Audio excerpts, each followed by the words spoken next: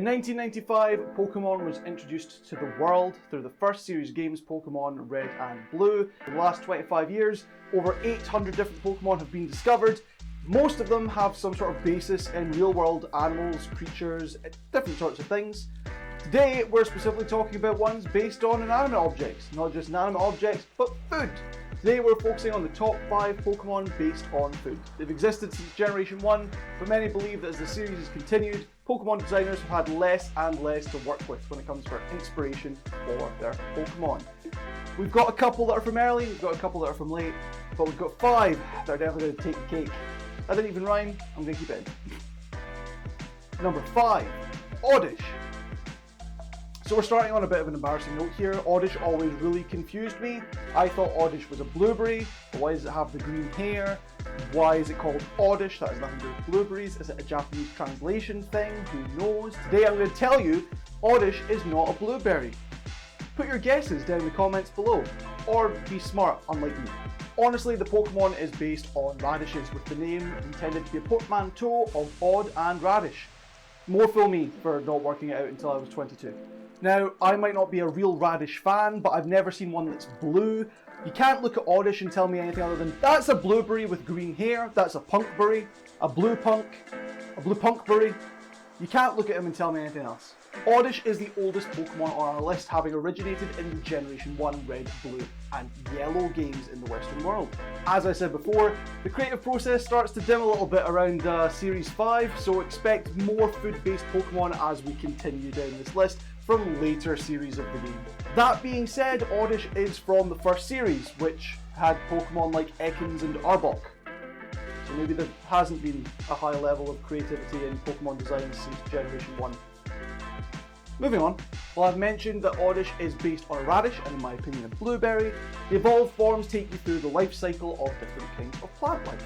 Eventually this little blue guy will evolve into either the putrid smelling Vileplume, or the hula flower known as Blossom, if it's holding a sunstone. Within Pokemon media at large, Oddish typically goes unused. It's almost the definition of a background character, appearing in various scenes and landscapes within the Pokemon anime, but never really being controlled by anyone of note. Same goes for the games. Bulbapedia notes that the only well-known example of an Oddish in the anime is when it is jealous of a Hoppip's ability to fly, which almost made me tear up there. It's very late and I'm very tired, but I'm getting emotional.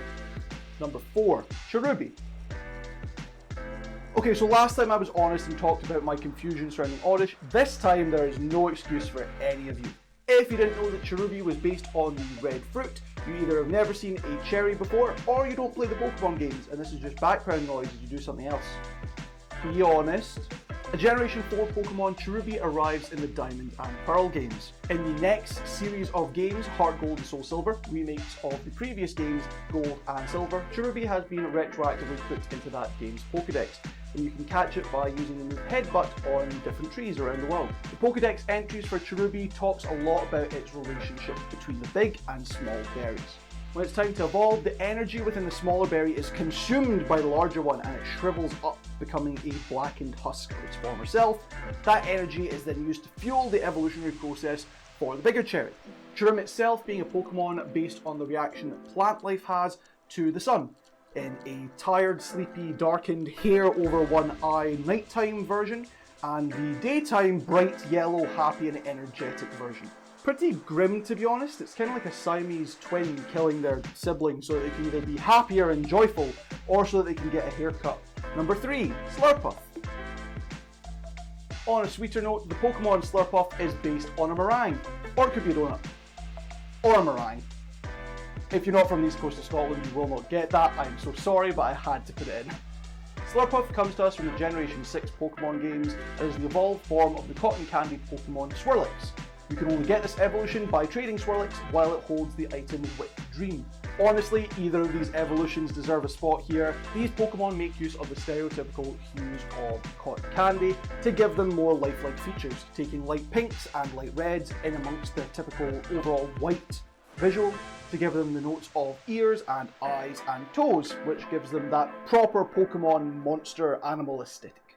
but to the star of the show specifically, Slurpuff. As with many of the smaller Pokemon made up of light colour tones, Slurpuff isn't typically used for battling in the show and is instead used for beauty pageants and contests. The earliest appearance of a Slurpuff in the anime was from the episode A Battle by Any Other Name, where a fellow trainer's Slurpuff helped teach Pikachu how to dance. Cue aw. Thank you. In later series, it'd be one of the go-to Pokemon for the trainer Sawyer. Unfortunately, it would have 0 wins, 2 losses and 1 draw, meaning it was a Pokemon that the writers put into his party just to justify some tense, dramatic moments. And yeah, it was a cutesy one that you like to keep around. Everyone has a cutesy Pokemon you want to keep around, right? Maybe we'll get to one of them later.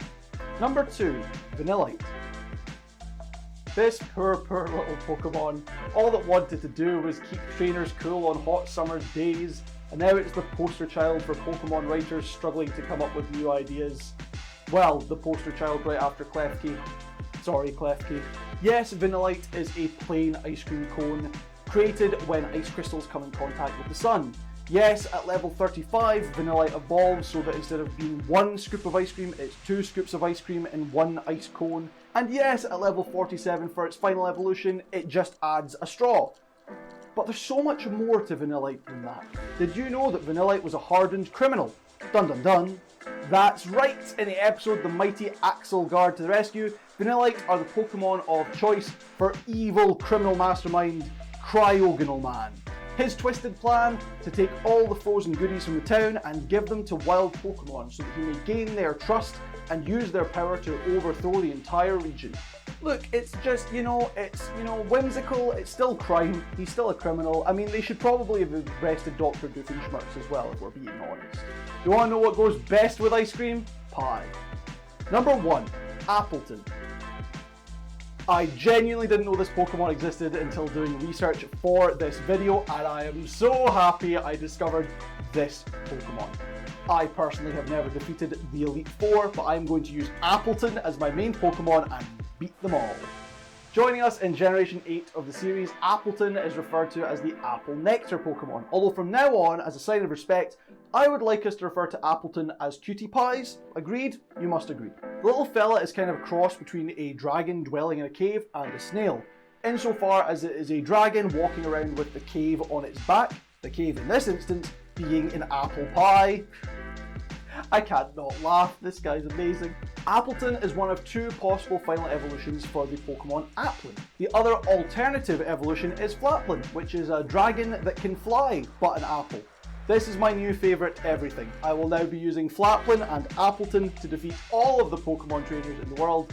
You cannot stop me. I've given all the frozen goods to the wild Pokemon. I will be their king.